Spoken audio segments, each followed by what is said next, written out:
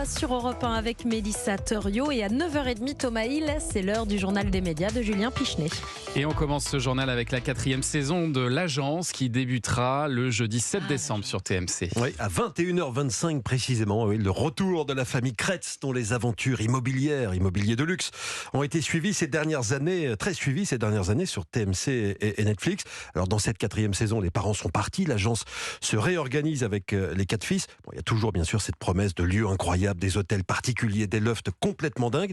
Je suis allé à la présentation de la 4e saison dans les locaux de TF1 où j'ai croisé l'aîné des fils Kretz, Martin, qui m'en a dit un petit peu plus. Le défi de cette saison 4 et de notre famille, c'est de faire croître l'agence en gardant l'ADN familial. Donc voilà, il va y avoir des événements qui vont chambouler un peu le fonctionnement de l'agence et il va y avoir des biens époustouflants comme dans les 3 premières saisons. Notamment un appartement à New York où Rihanna a eu la chance d'habiter pendant quelques mois. Il va y avoir aussi la maison de Mel Gibson au Costa Rica.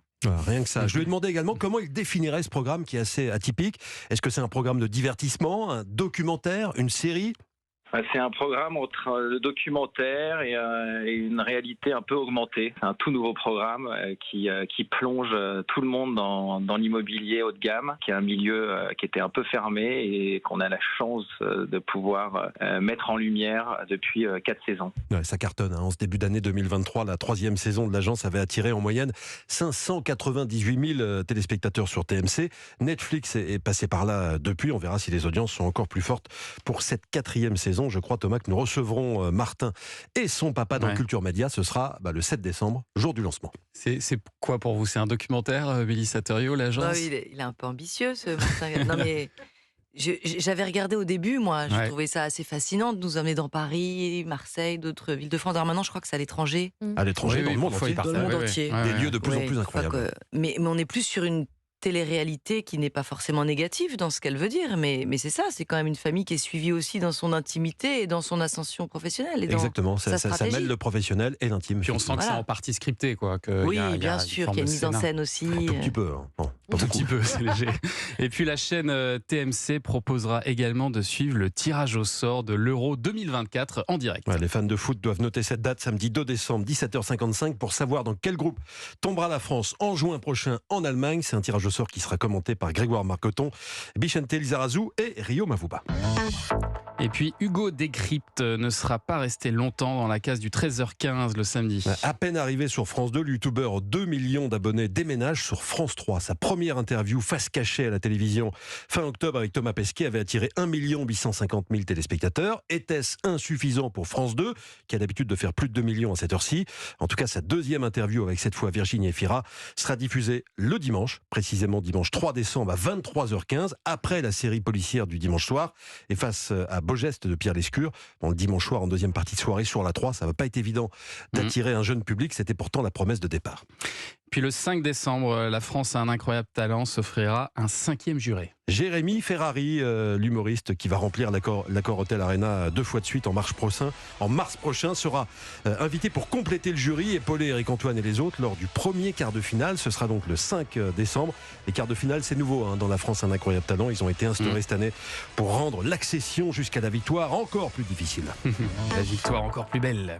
L'affaire Bettencourt, scandale chez la femme la plus riche du monde. Cette série disponible depuis le 8 novembre sur Netflix, elle ne plaît pas à tout le monde. En l'espace de 5 jours, la série documentaire qui revient sur ce feuilleton judiciaire des années 2010 s'est déjà hissée en tête des audiences de la plateforme. Mais l'un des témoins de l'affaire, mademoiselle Arielle Dombal, proche de Liliane Bettencourt et qui témoigne dans la mini-série, n'a pas aimé du tout. L'actrice juge que ses interventions ont été déformées, que tout n'est ici que fiction et raccourci. Arielle Dombal a fait savoir que Netflix lui avait proposé de valider le montage de ses propos et la manière dont ils sont insérés dans le programme, normal. Mais d'après le communiqué, cette promesse n'aurait pas été tenue. La mini-série L'affaire Bettencourt, on en reparle dans 1 heure dans Culture Média. Faut-il la regarder ? Héloïse Goua nous répondra tout à l'heure. Et un petit spoil, mais je crois qu'elle a bien aimé. Oui, elle a bien aimé. Oui. Une nouvelle chaîne Fast est lancée aujourd'hui. Il faut déjà rappeler ce qu'est une chaîne Fast, parce qu'on ne sait pas tout. C'est une chaîne de télévision linéaire gratuite que vous pouvez voir si vous avez un téléviseur connecté. Alors, il y a eu Popcorn en début de mois de novembre, la chaîne Fast consacrée au talk show de Domingo, la star de Twitch, que l'on recevra d'ailleurs lundi dans Culture Média. Maintenant, il y aura Allociné, c'est la nouvelle chaîne que lance le groupe Webedia, chaîne qui se veut une sorte de prolongement du site internet bien connu. On retrouvera des bandes annonces, annonces, des critiques de films, des interviews d'acteurs et de réalisateurs, des quiz. On retrouvera aussi les chroniques qui font le succès du site depuis près de 30 ans maintenant, comme Faux Raccord. Bonjour et bienvenue dans Faux Raccord, votre analyse d'après-film en compagnie de Michel, le spécialiste technique de l'émission. Bonjour Michel. Bonjour Michel. Une caméra mal planquée, un gros filin de sécurité, rien ne m'échappe. Et aujourd'hui Michel, retour sur l'aventurier le plus connu au monde, Indiana Jones. C'est génial, Fort Raccord. Tout ce qu'on ne voit pas dans les On se films. rend compte que c'est dans super. n'importe quel film, il y a un micro dans Oui, le champ, bien il y a sûr. un problème de raccord. Voilà, donc à partir d'aujourd'hui, vous pourrez voir donc cette rubrique à la télévision. Et puis on termine avec un télétrottoir, l'avis des téléspectateurs sur la télévision. Quelle est la question du jour, Julien? Le genre de questions sur lesquelles tout le monde a un avis. C'est le moment de se lâcher, de dire ce qu'on pense, de vider son sac. Il faut parfois parler des choses qui fâchent, Thomas. On le fait parfois dans ce télétrottoir. Ouais. La question, la voici. Qu'est-ce qui vous énerve le plus à la télévision? Aïe. Vaste sujet. Ce qui m'énerve à la télévision, c'est que c'est tout pour les vieux et il n'y a pas une miette pour les jeunes. Ça va être le cliché, mais les pubs. Les pubs, souvent, ils les mettent pile au bon moment pendant l'émission qu'on regarde, quand on attend quelque chose. Donc souvent, ça me fait zapper parce que pour pas regarder la pub, je regarde autre chose et puis j'oublie de revenir sur la bonne chaîne. Quand par exemple, on se retrouve sur un plateau télé avec uniquement des hommes pour parler de la ménopause, voilà, un peu d'hypocrisie, de manque de diversité à la télé. Les émissions de télé-réalité, là où ils partent, genre les ch'tis à Miami ou je sais pas quoi, ça, je déteste. Les chaînes d'information en continu, quand il y a des débats et que tout le monde crie, au final on comprend rien. Les vieux feuilletons TF1 ou les films à dormir debout, quoi. Les téléfilms de Noël aussi, non? C'est ça? Non, moi j'adore ça par contre, les films de Noël c'est ma passion, donc non, je ne critiquerai jamais ces films. Attention, on touche pas Ah au film de Noël. Non, non, jamais. non, c'était pas ce qu'elle voulait dire. Mélissa Thériault, il y a des choses qui vous énervent, vous, quand vous Oui, regardez je la suis d'accord avec télévision? tous les sonores. Ah ouais, tout.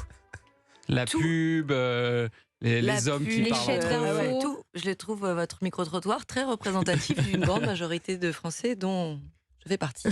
Il était magnifique ce Et micro-trottoir. donc pour vous Merci, aussi, on ne Julien. touche pas aux films de Noël. Alors, Ça, on je- peut. On peut, moi. Franchement, même les films de Noël, je les... Allez-y. Bon, merci beaucoup, C'est bon, Julien, pour ce journal des médias. Et merci, Mélissa Thériault, d'avoir été avec Merci nous à ce vous. matin.